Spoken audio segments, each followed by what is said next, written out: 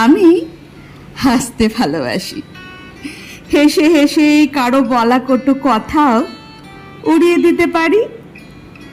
আমি বেশ সহজভাবেই চলি, আর সহজভাবেই আমার চারিদিকটাকে নিজের মধ্যে ধারণ করে ফেলি।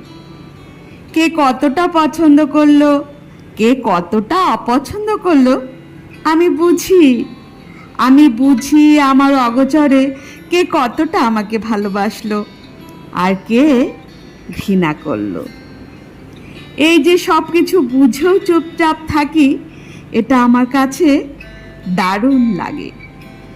কারণ এটা আমার অস্তিত্বকে আমার নিজের কাছে বেশ নিখুঁতভাবে তুলে ধরে, যেটা আমাকে সামনে এগোতে সাহায্য করে, যেটা আমাকে ফিল করায় you are also important and